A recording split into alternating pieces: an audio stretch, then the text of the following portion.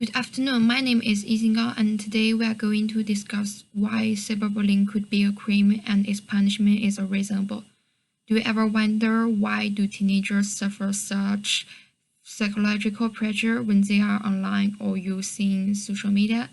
In fact, many participants will not even meet face to face, so many people regard it as an argument of opinion.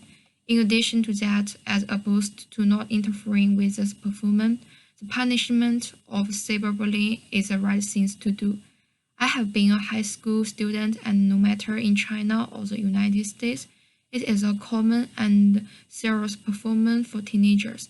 By listening today, you will have a better understanding of why it's necessary to accept the punishment of cyberbullying. Cyberbullying has become increasingly common, especially among teenagers. It causes negative effects, and the punishment for cyberbullying should be acceptable.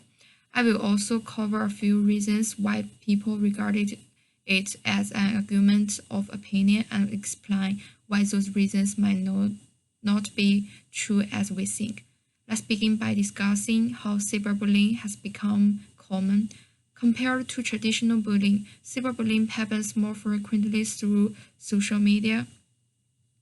According to the Department of Physiological at Rider University, students use the internet as a way of being able to dishonest from their real selves and feel completely and similarly untouchable when engaged in cyberbullying.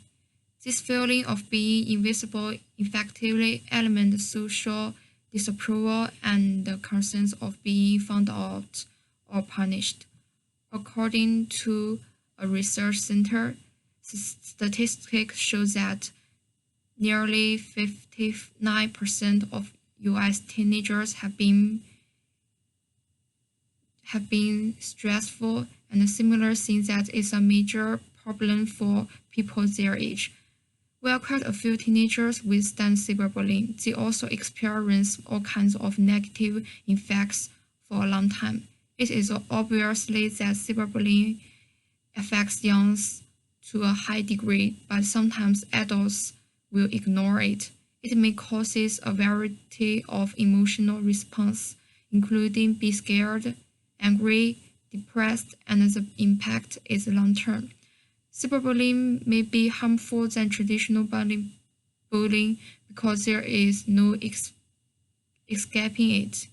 Since most cyberbullying is upon a child without the presence of adult supervision, the consequence can be far-reaching. Although knowing about the consequence, adults hardly take actions against cyberbullying.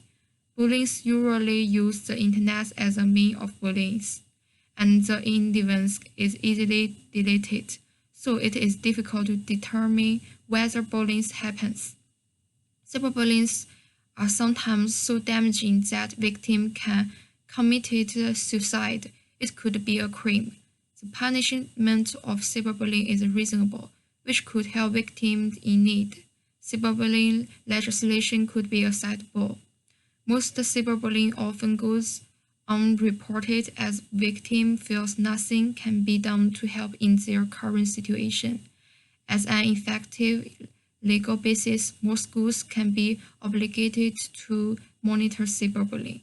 If given the proper tools with the measures and more power in their classroom, teachers can be assistant.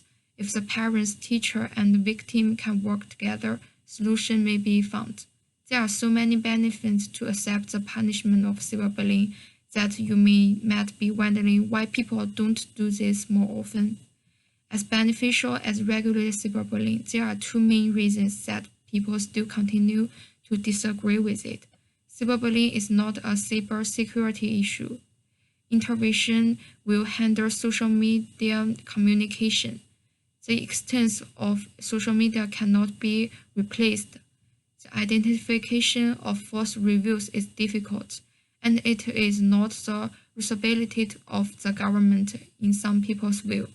The second reason people disagree with it is most of the participations are minors. Cyberbullying is difficult to measure, especially if there is no direct conflict. While I understand that cyberbullying is not easy to be monitored, but we must take some effective measures to protect young people and form a good network environment.